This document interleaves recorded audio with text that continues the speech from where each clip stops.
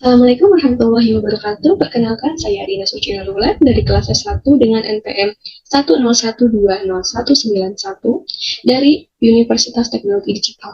Di sini, saya akan mempresentasikan sebuah materi yang berjudul Ucapan para Arifin mengenai jenazah dan kubur serta hukum ziarah kubur. Adapun tugas ini bertujuan untuk memenuhi ujian tengah semester pada mata kuliah Pendidikan Agama 6 yang diampu oleh Bapak Maman Suryaman ME. Untuk itu kita lanjut ke materi. Yang pertama itu adalah jenazah. Setiap menyaksikan jenazah yang sedang diusung, mestinya manusia makin yakin bahwa suatu saat ia pasti akan mengalami hal yang sama. Dan itu bisa terjadi dalam waktu dekat, bahkan besok dan lusa. Diriwayatkan dari Abu Hurairah bahwa setiap kali melihat usungan jenazah, ia selalu berkata, teruslah, karena aku pasti akan menyusul.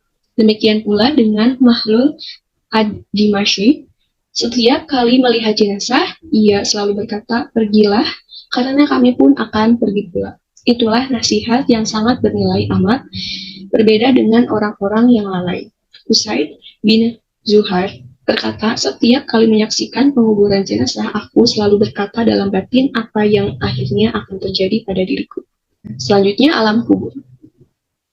Pengertian barzah. Secara terminologi, barzah didefinisikan sebagai suatu alam yang terdapat di antara dunia dan akhirat, yang pada saat itu roh manusia yang sudah meninggal berada di alam tersebut untuk menunggu kedatangan hari kebangkitan, yaitu Yaumul Ba'ts, yang merupakan awal dari kehidupan akhirat. Setelah mayat dikubur, maka kubur akan menghempit dan menjepit dirinya.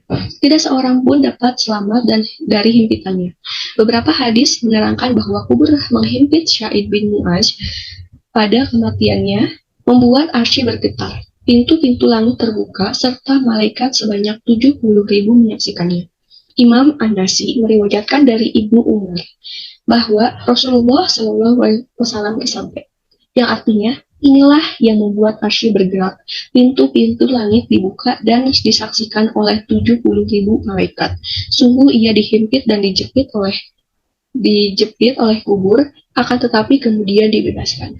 Hadis riwayat An-Nasi. Selanjutnya, fitnah kubur.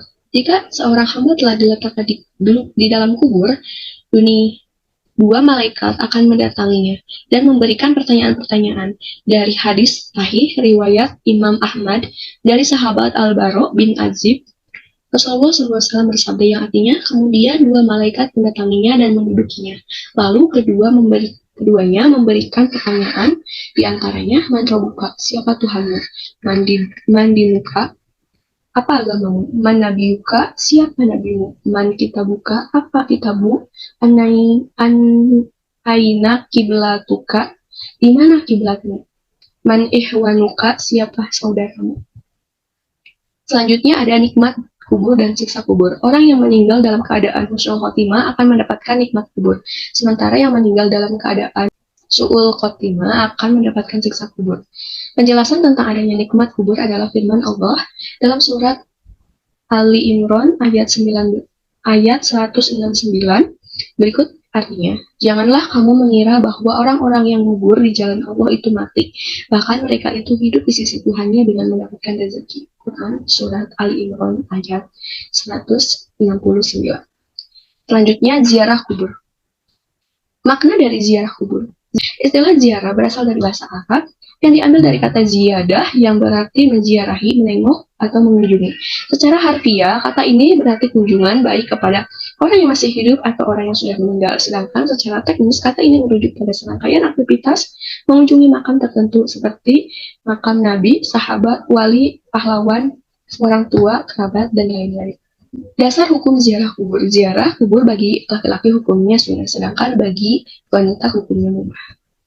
Macam-macam ziarah kubur. Yang pertama ada ziarah syariah, yaitu ziarah yang sesuai dengan tuntutan dari Nabi Muhammad SAW. Yang kedua bid'ah, yaitu tata cara ziarah ini berselisihan dengan tuntunan Nabi Muhammad, karena dapat mengurangi kesempurnaan tauhid serta mengantarkan kepada sesuatu yang hukumnya syirik. Misalnya ziarah kubur dengan tujuan beribadah kepada Allah di sisi kubur atau mendapatkan berkah. Yang terakhir ada syirikiyah. Di dalamnya mengandung ketentuan tauhid dan dapat menghilangkan keimanan karena tujuan ziarah ini adalah meminta bantuan dan pertolongan kepada para penghuni kubur dengan membeli kurban sebagai sesajen. Tentunya hal ini merupakan bentuk kemusyrikan atau suatu kesyirikan. Dan selanjutnya ada manfaat ziarah kubur. Yang pertama, ziarah kubur itu akan mengingatkan kematian. Yang kedua, mengenali silsilah dalam keluarga. Yang ketiga, lebih dekat dengan Allah SWT. Yang keempat, mengingatkan penziarah tentang pembalasan di akhirat. Yang kelima, menyenangkan hati dan meringankan siksaan bagi para ahli kubur. Adab ziarah kubur. Dianjurkan untuk berwudu terlebih dahulu, memberi salam dan mendoakan ahli kubur. Saat berziarah, hendaklah dilakukan dalam keadaan hikmat atau khusyuk, mengambil hikmah dari ziarah, dilarang untuk duduk atau berjalan di atas makam, menjauhi perbuatan batil, berpakaian yang sopan, dan tidak boleh mencela dan menyalahkan perbuatan ahli kubur selama hidupnya. Selanjutnya, tata cara dan doa ziarah kubur. Yang pertama, membaca salam, membaca istighfar, membaca surat Al-Fatihah, membaca surat pendek seperti Al-Ikhlas, Al-Falaq, dan An-Nas, membaca kalimat tahlil.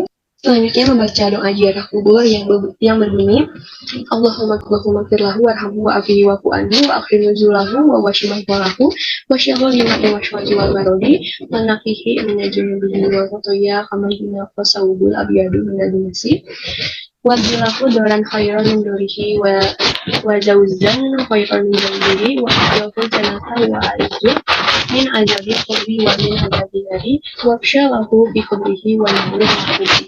Yang artinya, ya Allah, berikanlah ampunan dan rahmat kepadanya, berikanlah keselamatan dan berikanlah maaf kepadanya, berikanlah kehormatan untuknya, luaskanlah tempat masuknya, mandikanlah dia dengan air, es, embun, bersihkanlah dia dari segala kesalahan sebagaimana engkau membersihkan baju yang putih dari kotoran. Gantikanlah untuknya rumah yang lebih baik daripada rumahnya, istri yang lebih baik daripada istrinya. Masukkanlah dia ke dalam surga, berikanlah perlindungan kepadanya dari azab kubur dan azab neraka, lapangkanlah baginya alam dalam kubur dan terangilah dia di dalamnya. Hadis riwayat Muslim. Baik, sekian pemaparan materi dari saya. Kurang lebihnya saya mohon maaf. Wabillahi taufiq wal hidayah. Wassalamualaikum warahmatullahi wabarakatuh.